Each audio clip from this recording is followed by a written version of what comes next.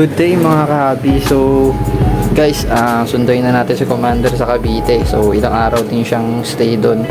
Then ito, mabilisan update lang sa mga alaga natin. Si Sir RJ, balak niyang kunin lahat tong meal ng feeder natin. Ayan, sobrang lalaki na kasi nila bigla. Tapos kumanda na yung mga ears. Nasa 15 pieces yan. So shout out sa'yo sir. Sana makuha mo na. I-take all niya yan. Then ito din, nabawasan na rin yung platinum male natin dito na 2 pair. Nakuha na rin yung 2 female na malaki na natira doon. So ito na, nilagyan ko na ng lalaki dito. Kasi 2 pair yung kinuha sa akin ni Sir Gian na taga Paranaque. So kanina lang niya kinuha yon. So shoutout sa iyo sir. Sana maparami mo sir kasi maganda yung male na nakuha mo, yung napili mo. Bata pa yun pero solid na, nagpa-platinum na.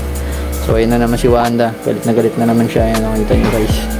So yun lang guys, update ng mabilisan. So punta na ulit ako ng GMA Cavite. So samahan nyo ako guys. So guys, ayan nga, traffic tayo ngayon guys. Grabe, palabas ng gate 1 sa may McDo, sa may Moonwalk. Basta dito talaga sa may Moonwalk guys, sa may Las Piñas. Grabe talaga yung traffic dito palabas. So yan guys, medyo natagalan tayo dito. Update na lang guys pag nandun na ako sa GMA Cavite. So guys, ito guys, malapit na tayo sa kanila. Then ito na, malapit na to kasi konting chembot na lang sa bahay na nila to. So yung guys, update na lang ulit kapag nandun na mismo ako sa bahay.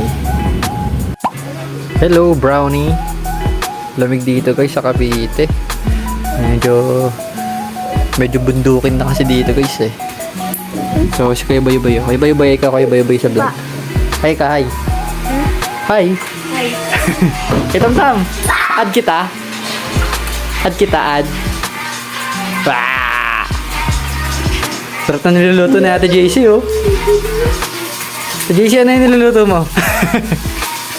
Yan, kasama ka na naman sa vlog ko. Kailan mo ba iluluwa yung pakwante?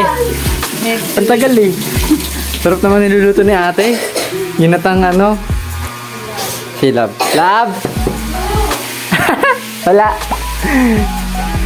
So yun lang guys. Bye bye.